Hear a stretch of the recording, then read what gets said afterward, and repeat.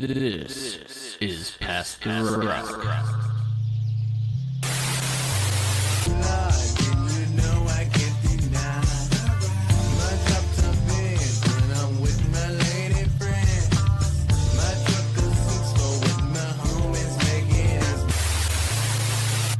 One of the nominees for best team is the Dallas Cowboys.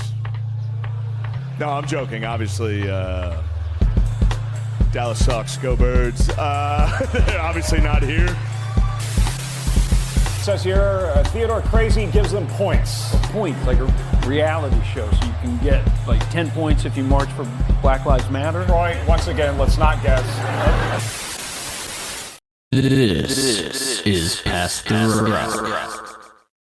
I kind of ran out of room on what I was doing for football stuff, so we got that weird SNL skit there. Unfortunately, I have to cancel Shane Gillis now.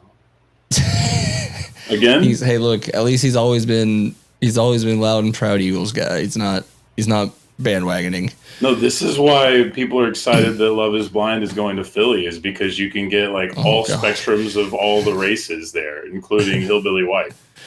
It's going to be a train wreck that I will maybe watch. We are back in here to talk about America's favorite sport, the National Football League. Foosball, baby. All right.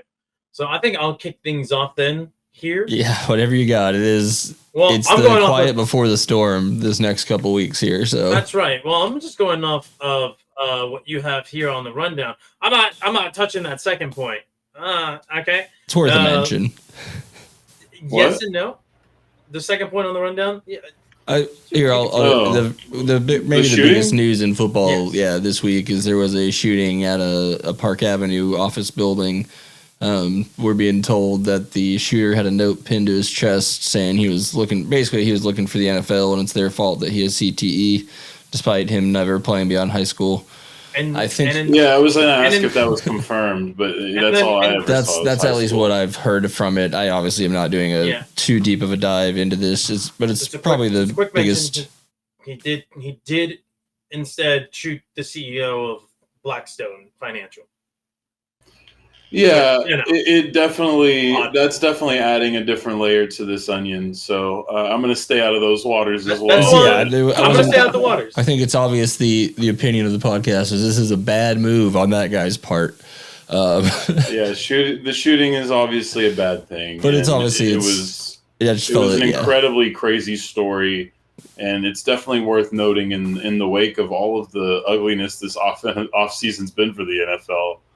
That one's definitely an interesting note to add to it because it's the most significant in my opinion. Obviously the legal ramifications of what Pablo dug up was one thing, but to publicly have someone murdered basically on your behalf, more or less. I mean, I know that's using my words. I'm not saying the NFL paid to have this happen, but for someone else to be dead on account for your actions, more or less, I guess, however you want to read it, into the situation, for them if you're to that put party, forth the idea that is why is I mean, it's just look, I think if someone tried to randomly kill me, even if they had the slightest reason, they're still horribly in the wrong, obviously. But I internally am still going to ask the question, why is what did I do?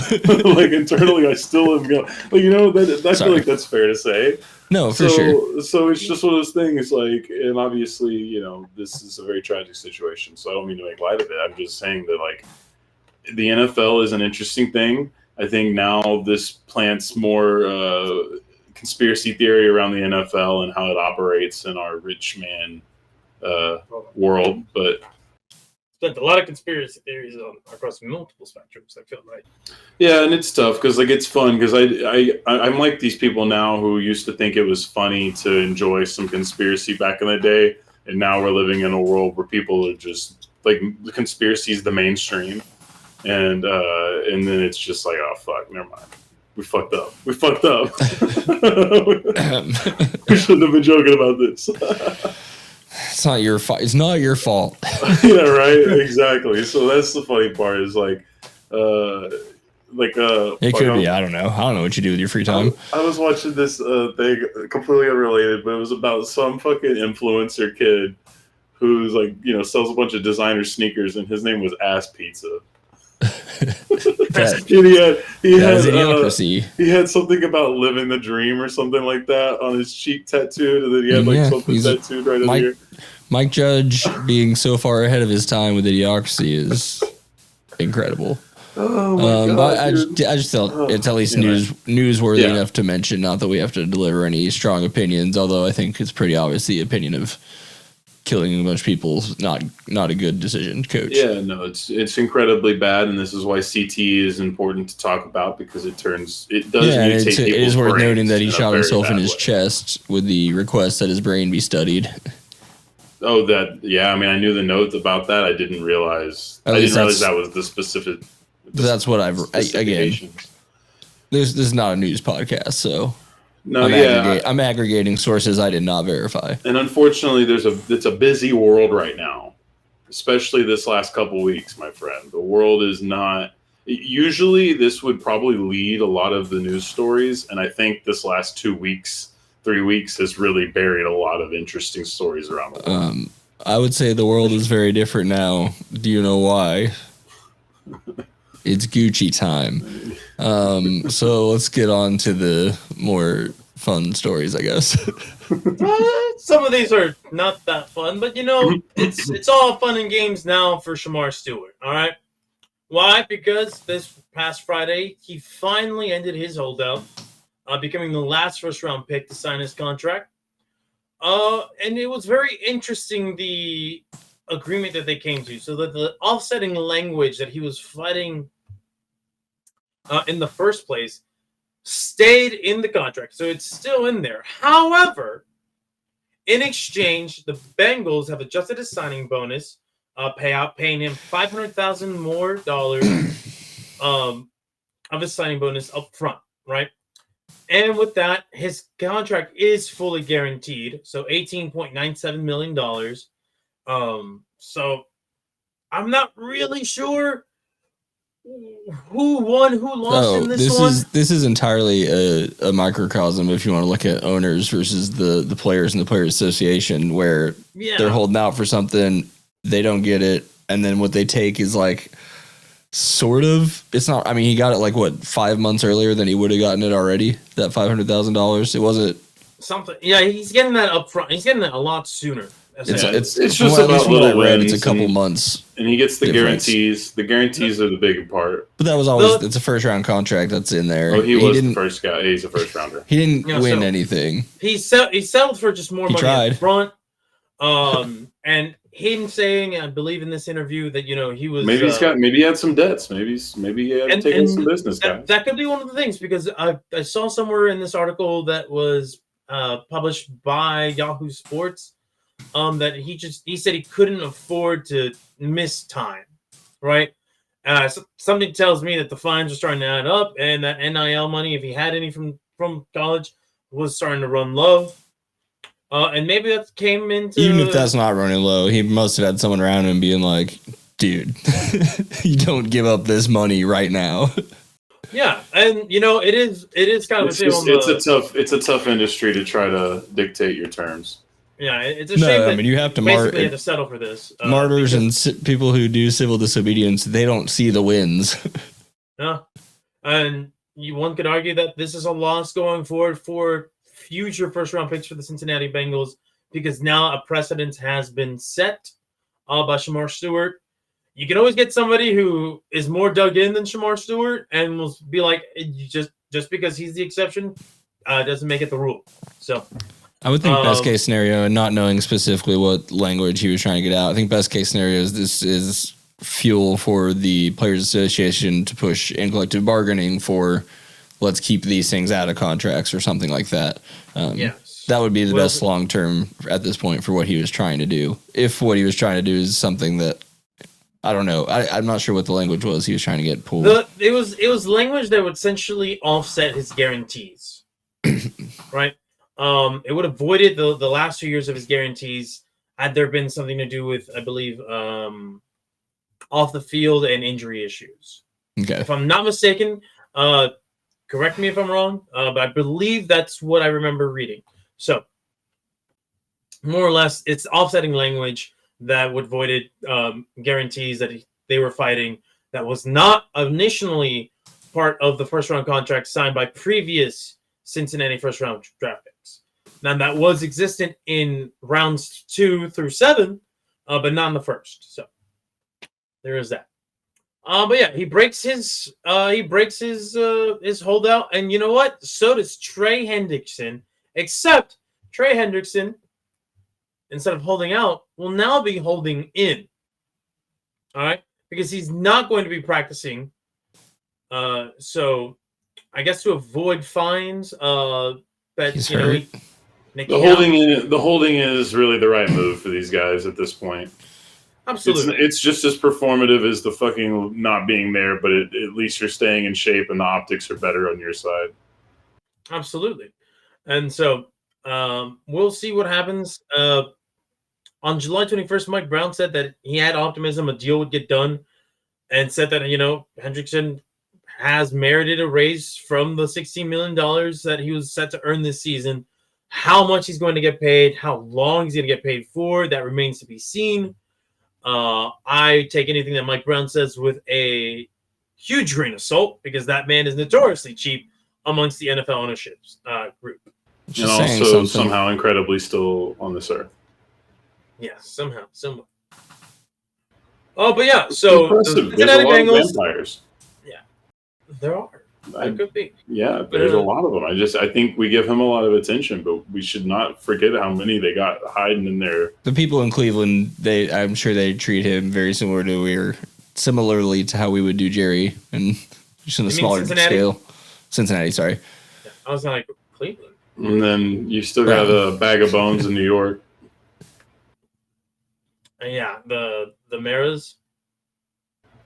Mara looks like Nosferatu. He might just be. Man. We don't know for sure. Adam Sandler's Nosferatu too. Sorry. Oh God. Anyway, so we move off from the Cincinnati Bengals, who get both defensive projecting stars at defensive end back, maybe. To some interesting news around the league. Not really all that interesting. I'm not gonna lie to you guys. All right, so. Colton Miller of the Raiders extends his deal by 3 years. No, of course. For $66 million with $42.5 million that guaranteed. is a baseball name. Colton Miller, right? He is a big fella, if I'm not mistaken. I think the dude's like 6'8". What is he? Tackle? Yeah, he is a tackle. Yeah, he is 6'8", 326 pounds. Oh, it's Colton with a K, because of course it is. And that makes it even more of a baseball name. Come on, Colton. So yeah, Miller extends his. You got football practice. Oh shit, he's the longest tenured Raider right now. He's been with the Raiders since 2018. That's wild. That guy is. I've seen him at 6'8", 330. Jesus. He's a mountain of a man. The Cincinnati Bengals, going back to them, they've released veteran running back Zach Moss after one season, after signing a 2-year deal worth $8 million. In 2024. Next on the list of news, the Cleveland Browns. I think they're the first one with a major injury coming out of training camp here in these early days of training camp. Martin Emerson out for the season with a torn. Oh no, Martin Emerson. Yeah, this was a non-contact left leg injury. I don't know who Martin Emerson is. I'm not going to lie to you fellas. So say we all. All right. No, but that does suck. Hopefully his contract's guaranteed. He was a second-round pick in 2022, so probably not, if we're going to be honest. It looks like he logged in plenty of snaps, so he's maybe a starter, maybe a rotational guy. He'll get a team-friendly next year, probably. Whether he likes it or not. Well, it's the NFL. No one ever likes it. We got doom clicked about a possible bad injury in Dallas, and it turned out to be a lot less than. There have been a lot though. There've been a lot of doom clicks. Corners were hurt. They got a couple linemen hurt. And not just here, not just with the Cowboys, but also the Jets had a scare with their quarterback situation. And I've seen a lot of injury scares around the league, and it turns out to just be nothing. The players come back So Oh yeah, they're shooting them up again. No, it's the source of blitz the league. It's the I gotta be first to report something reporters on Twitter and yeah, especially I feel like in NFL, I do think there's a lot of them at the camps. Camp is sort of an accessible thing to do for to get credentialed. I feel like that's probably a fairly low bar. Like, what are they going to do? You're just going to stand at camp? It. Well, some of them. I saw Jackson Dart got Isn't there a thing going on with the Giants about them telling people to stop recording shit?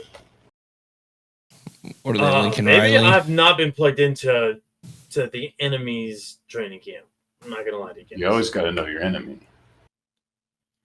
I'm getting tired of the Giants. They just suck until they stop sucking.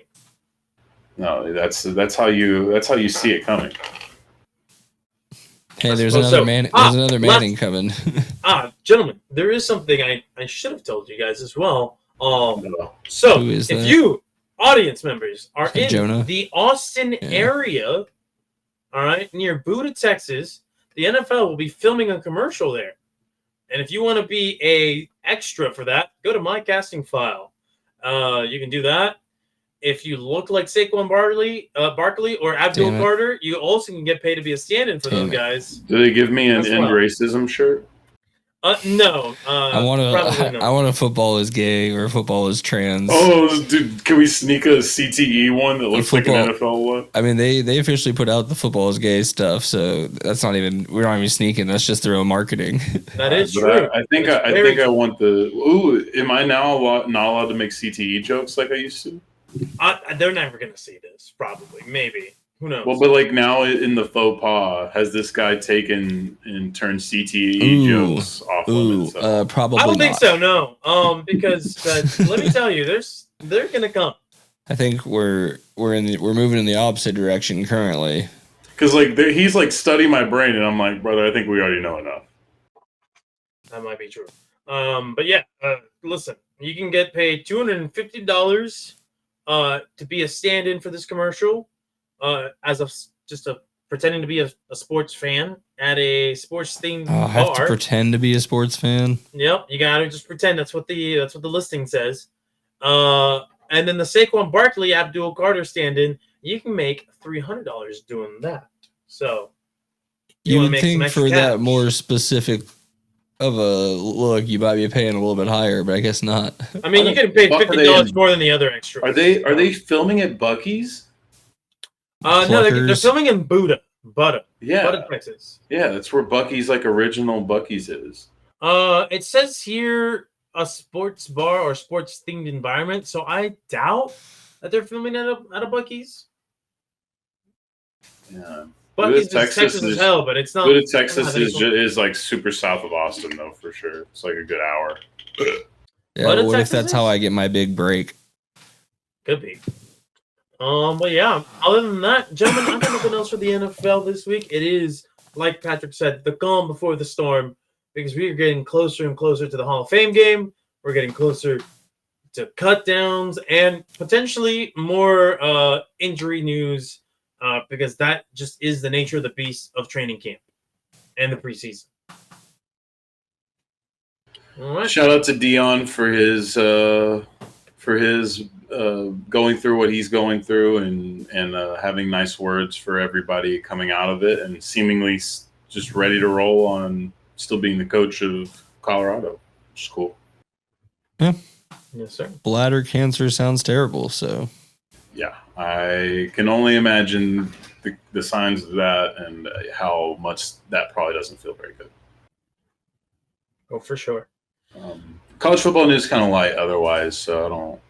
We talked about the kid who got kicked out or who left BYU for having sex, right?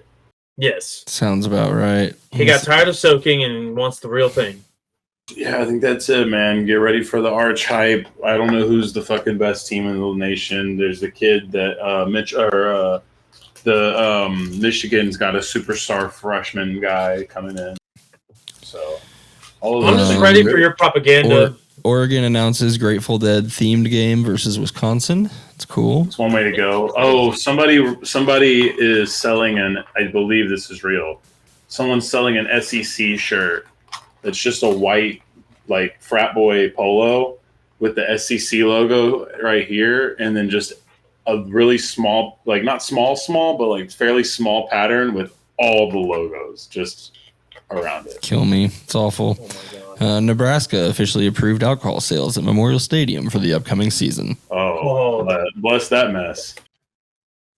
It's going to be a fun time for Cornhusker fans. This is looking all pretty boring, though. Yeah, there's not much going on right now. Like we said, this is the calm before the storm. You know, we're still in July. It is the end of July, but we're still there. We had the funny news. So, like, after Philip Rivers went and was like, I'm going to retire as a Charger and made a video, and then some other guy went and signed a one-day contract, and he's got, like, 70 total career sacks, or tackles, I mean. With the Chargers? I'm trying to remember his name. Yeah. Was he, like, a long snapper or something? Isaac something. It was, I don't know, it was a weird bit. Just thought it was funny. Trying to go viral or something? I don't know. He just they signed a one-day contract with him so he could retire there, despite him not being. Maybe he was just a vibe captain. Someone we all know. Well, I mean, who knows? Maybe the locker room knew him. Yeah, maybe he was a special teams captain or something. I don't know. He was a holder. He was a gunner. I don't fucking know. Keep vamping. I'm about to pull the name up. Well, as he's vamping, yeah, I've already submitted my resume. Isaac Rochelle. Isaac Rochelle. Let's see. Let's look him up. Isaac Rochelle, American football player, defensive end, 30 years of age. Yeah, no idea, man. No idea who this guy is. Good on the Chargers for letting him, I don't know I just don't know what the point is. I mean, maybe it's just symbolic for this guy. This was probably the only team he ever played for. He went around a little bit. Anyways, it doesn't matter. Sorry. This was just me trying to come up with anything to talk about football-wise. And it was just funny because who? Exactly. No, I didn't even hear that. Yeah. Well, he played the majority of his career with the Chargers, so I guess it makes sense, even though he was mostly a San Diego Charger by the looks of it. Oh, damn. Well, at least he's an OG. That's right. All right. Well, that's all we got for football, unless you guys have something else you want to talk about. No, I might actually start looking for college football headlines more next, but I didn't even think about it this time around. Ooh, there's a chance I'm going to that Dallas Wings game on Friday with Caitlin Clark at the AAC. Nice. It's at the AAC. Nice. Yeah, Caitlin is back. Okay, yeah. Good. Selling tickets, they're still pretty bad, but... Also, this weekend, I'm going to probably go see The Naked Gun. Hey, don't throw a dildo on the court. I won't. Please don't. Don't back kick any fucking mascots either, dude. Well, I don't know if they bring me down for a skit. I'm just saying, if you're doing somersaults on the court at any point, watch out. It would be cool if the first time I ever attempted a somersault was on the court at a WNBA game, actually. That's a good bit. I think if I got that on video and didn't break too many bones, that would be worthwhile. That probably gets us to enough of a time that we can just go ahead and say goodnight, right? See y'all next week, and good show. This is Past the Rock.